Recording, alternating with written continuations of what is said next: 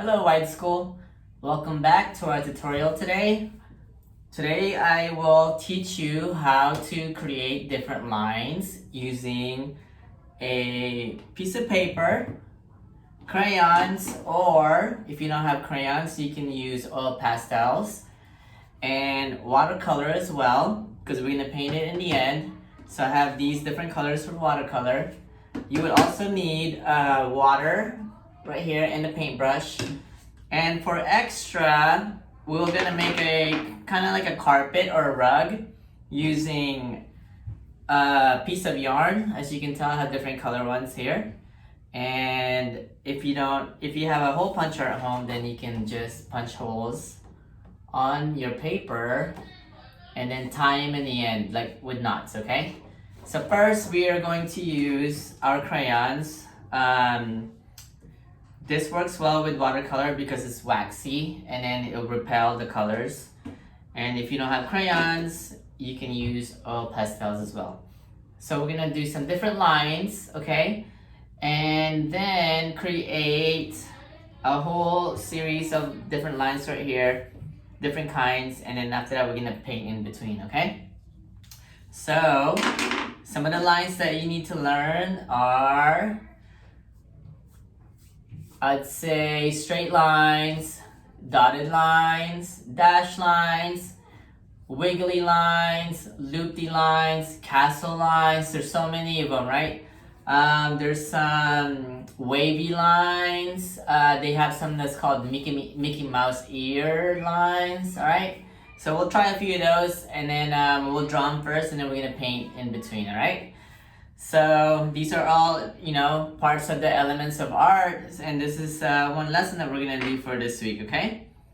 All right, so let me start out with a different color. I'm gonna use gray, and we'll go with the simplest one first, which is the straight line, right? So a straight line, I'll just go from one end to the other, like so, okay? So go across your paper. Can you see that? All right, and then I'm gonna leave spaces in between so we'll have room to paint, okay? All right, next line we can go random, okay? So I'll do a loop-de-loop line, all right?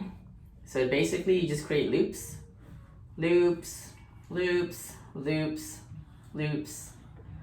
So this is why they call it loop-de-loop, because they're just loops. All right. Cool? All right, next one, let's do a zigzag line. So zigzag is basically just like up and down, up, down, up, down, up, down, up, down, up, down. So this is a zigzag line. There, go all the way across your paper, okay? So notice I'm giving space in between because we're gonna paint in those areas, all right?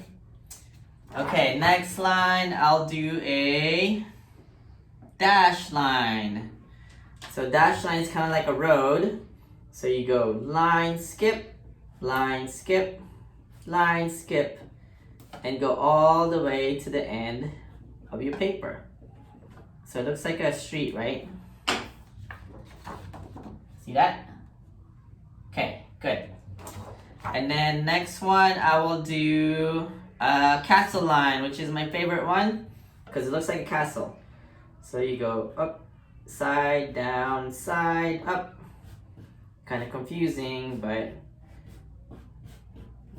make sure it looks like a castle. There. All right, can you see that? I know the color is kind of hard to see.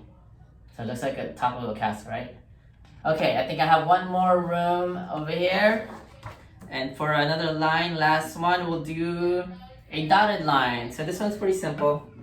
Basically, I'm just making small circles, kind of like a dash line. I'm skipping in between.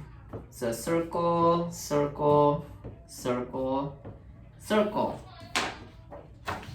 Okay, can you see that? So that's called a dotted line. All right, so those are different kinds of lines, right? They're all parts of elements of the art. And now we can paint in between. So get your watercolor ready. And then you see I have different colors here, right? So each space will be a different color, okay? So I'm gonna start out from the top and then I'm gonna work my way down.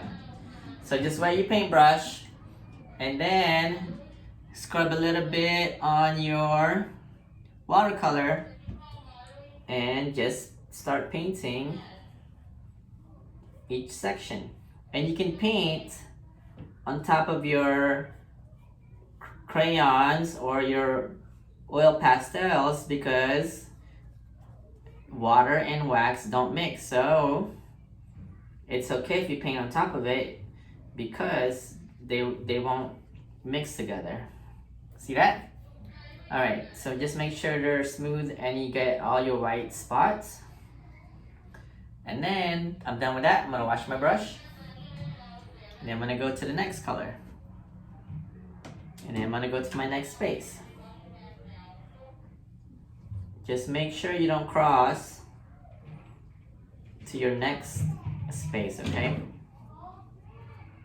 So I'm just going to color in everything that's in this area purple.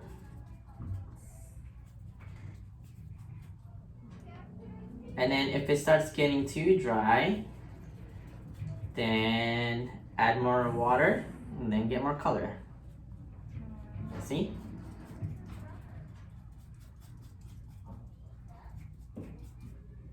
And then if it gets too light, then you can always add more color. All right. See that? That one's done. So now my next space, I'm gonna go down to the next color. Make sure you wash your brush in between, okay? Because you don't want to mix your colors or else it's gonna turn brown. Ooh, that's a nice blue. Again, I'm making sure I'm staying within my space and I'm not crossing over. And again, you can paint on top of your lines because it won't mix and you can still see them. Okay, need more paint. And look how carefully I'm doing it. I'm making sure I stay within my lines, right? Or within my space. Okay, so that one's done. And then wash your brush. And then go to your next color. Ooh, that's a good color. It's green. Again, make sure you cover all your white spots and stay within your space and don't cross over.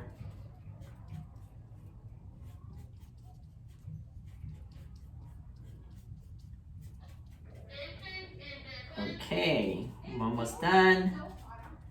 And there. Wash your brush. And go to your next color. Make sure your brush is clean, okay?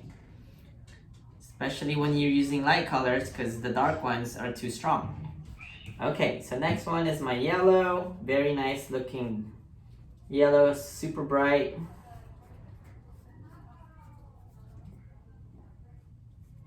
And I'm being careful, making sure I get all my white spots and I'm not crossing over to the next space.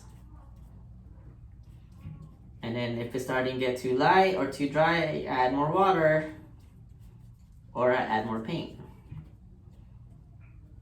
All right, got all my white spots and I'm done. Okay, next color. This one is kind of like a burnt orange, right?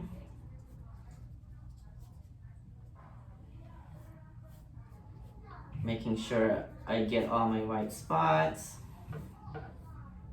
and then starting to dry, so I add more color.